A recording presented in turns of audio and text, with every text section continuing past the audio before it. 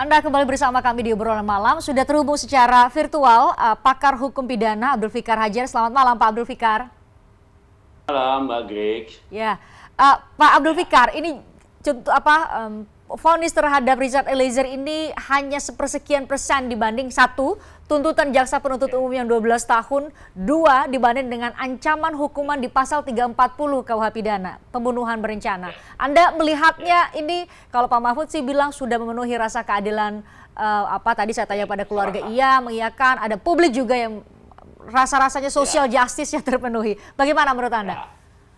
Ya, saya sependapat dengan pendapatnya Pak Mahfud ya. Artinya hakim sudah menggunakan kewenangannya dengan benar ya pada tracknya, karena dia selain alat bukti ya, berdasarkan alat bukti yang ditampilkan di pengadilan ya, alat bukti itu keterangan saksi, ahli, surat, keterangan terdakwa sendiri ya, maka hakim mendapatkan keyakinan gitu bahwa memang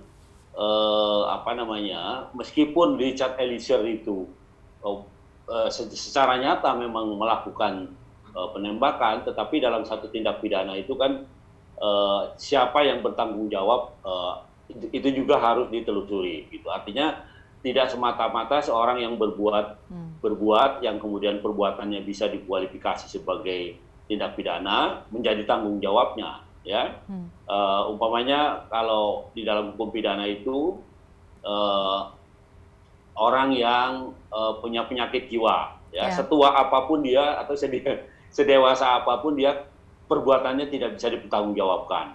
Demikian juga umpamanya anak-anak di bawah 12 tahun itu juga sama ya, dia melakukan perbuatan tidak bisa secara pidana dia yang dipertanggungjawabkan, tapi mungkin juga penanggung jawabnya, orang tuanya atau walinya dan sebagainya.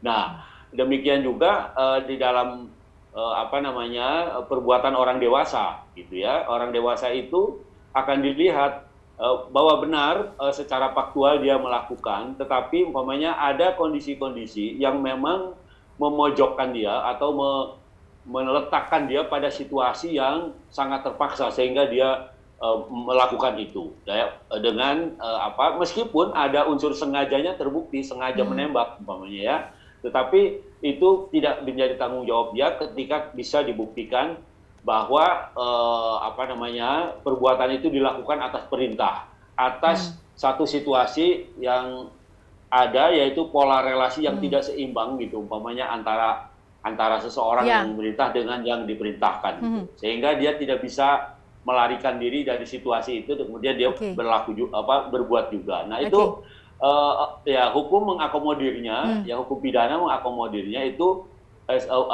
tidak melulu menjadi kesalahan orang yang melakukan gitu, tetapi juga orang yang memerintahkan, orang yang menjadi otak dari merencanakan satu perbuatan dan sebagainya. Nah, dalam kasus ini itu seperti itu gitu. Pak Abdul Fikar, kalau kita ikuti bersama kan sebenarnya selain instrumen justice collaborator, sebenarnya juga sempat muncul pasal 45. Saya tidak ingat betul, tapi ada pasal mengenai ia diperintah, Anda bisa koreksi saya, dia hanya diperintah oleh atasan, dia tidak bisa menolak, dan itu justru memberikan kemungkinan untuk bebas. Tapi sepertinya di amar putusan hakim, justice collaborator, amicus curiae yang kemudian menjadi pertimbangan, termasuk soal masa depan Richard dan lain-lain. Ya, sebenarnya yang diambil oleh majelis hakim sebenarnya nilai-nilai yang ada dalam pasal 51. Ya, perintah pasal jabatan. 51 ya? Ya, pasal 51 itu perintah jabatan. Orang yang diperintah karena jabatannya, sekalipun tindakannya itu dikualifikasi sebagai tindak pidana, dia tidak dipidana gitu. Tetapi siapa yang tanggung jawab? Ya orang yang memerintahnya gitu. Nah, jadi sebenarnya pasal itu tidak persis dikutip oleh hakim ya dalam kasus ini ya.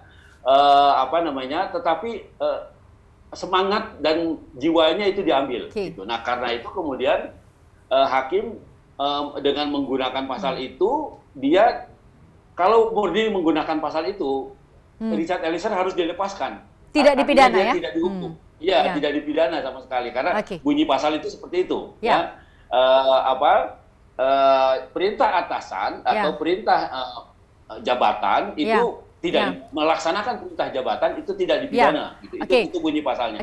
Hanya saja kemudian dengan mengambil nilai itu hakim memperkecil kan bahwa tetap umpamanya Richard Eliezer sebagai orang dewasa yang masih bisa berpikir, ya dia harus kena juga kesalahannya ada juga. Gitu. Ya, jadi ini secara tepat saya coba sebutkan pasalnya, pasal 51 KUHP ayat 1, barang siapa melakukan perbuatan untuk melaksanakan perintah jabatan yang diberikan oleh penguasa yang berwenang tidak dipidana. Tadi menurut Anda sebenarnya tidak menggunakan pasal itu hakim, tapi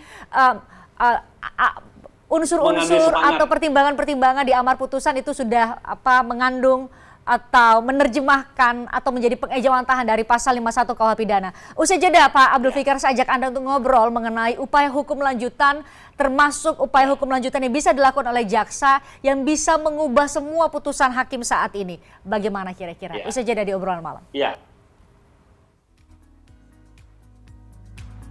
Tertarik dengan diskusi saya dengan para narasumber? Saksikan obrolan malam dengan topik-topik menarik lainnya. Jangan lupa subscribe ya channel YouTube Berita 1. Like, komen, dan share video ini ya. Terima kasih.